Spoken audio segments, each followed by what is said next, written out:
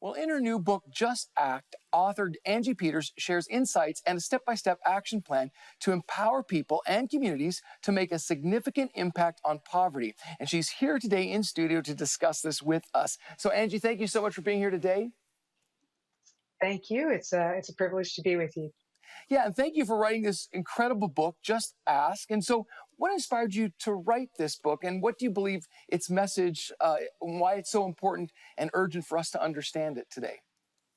Yeah, I mean, it's a great question. I think I never really imagined myself to be the writer of a book. I work at the Yonge Street Mission serving the poor.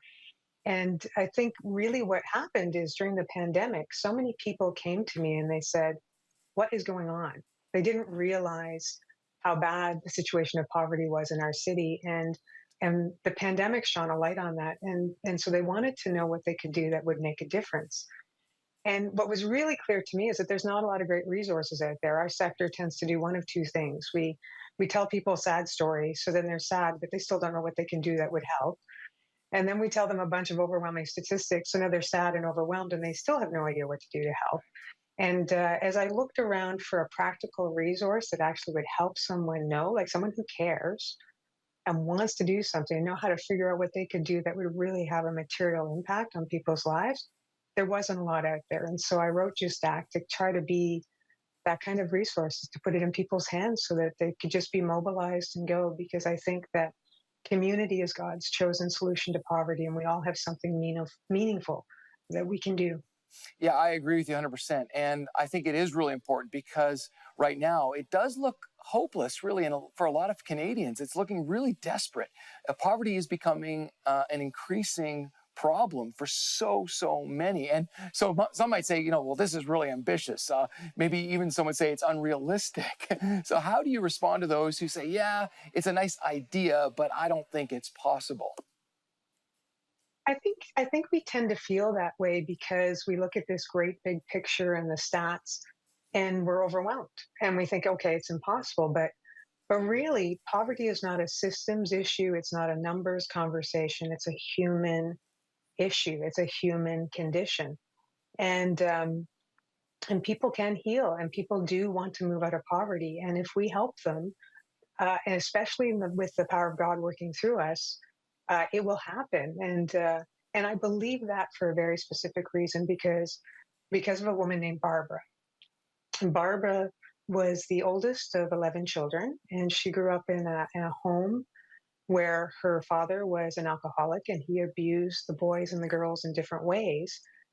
And at a young age, she was taken out of school and she was sent to work to help provide for her family, which, even though she loved school, she did this because she needed to. And she did a good job. She helped provide for her family. She helped raise the younger siblings. And as time went on, she wanted to start a family of her own.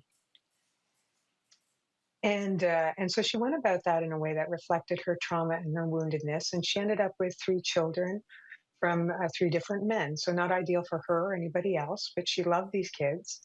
And she was raising them on income assistance, social assistance in a rent geared to income living environment.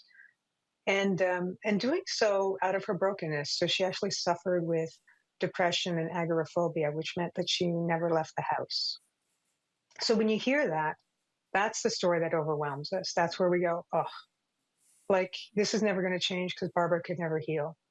But here's what happened. 2 ordinary people, like ordinary people, stepped into her life and helped her move forward. The first was a piano teacher. The second was a neighbor. The piano teacher, a woman of faith, helped her heal and find healing in her faith and resources. The other person was a neighbor who was just the parent of a little boy that Barbara's son played with, helped her figure out what courses to take and how to get back to work, and then hired her. And that changed everything for Barbara, for her children, and for her grandchildren. And so it had a generational impact. And I know this because Barbara was my mother. Wow. What a powerful story. Yeah. Thank you for sharing that, because I think you're right. I think we forget that God uses just ordinary people like you and I who are just willing to say yes, and it can be in the smallest of things. And the Bible, does say that the poor is always going to be with us. And maybe people kind of use that as an opportunity to dismiss the poor. But given this perspective, why are you so confident that if we make a plan personally, we can actually make an impact on poverty. Yeah, I mean, I think the Bible also says, David served with integrity of heart and skilled hands. And I think this is where the skilled hands part comes in because, if we look at them, so look at Toronto, city of Toronto, around 532,000 people living under the poverty line. But if you break that number down, the ones that we'll always have among us in a way are the episodic. So I lost a job, I need to retrain, I go back to work, I need support, I get sick, I need support, I get better, I go back to work. We'll always need support for what is basically life events that causes people to need our support. But this generational poverty, like my mom was stuck in, that's not necessary. We don't need to accept that. And that's the kind of poverty that we do not need to always have because we have more than enough people in the city of Toronto, for example, to help. If you look at the number of people in Toronto that are not poor, it's 2 million compared to 350,000 who would be in that category of generationally poor, like my mom was. And so we only need about anywhere between 15 to 20% of the people who aren't poor to choose to always be helping one person in the way that they can, like Pat did with helping find jobs, or like the piano teacher did with helping my mother heal in her faith. We all have something to give. And if we're always helping one person, it really wouldn't take that many of us to get this done. I agree. The Bible calls it the power of one. Well, we just have a few moments left together, but the cover of your book features a powerful image of a flower growing through concrete. What is the significance of that imagery for you? Yeah, it's so important. It's some of us, we all are human beings. We're all made in the image of God, great value. And the only difference between us is that some of us are planted in concrete and some of us are planted in rich soil. My mom was planted in concrete and she needed someone to help her break it away, pour some soil in there so she could flourish. And we can all do that.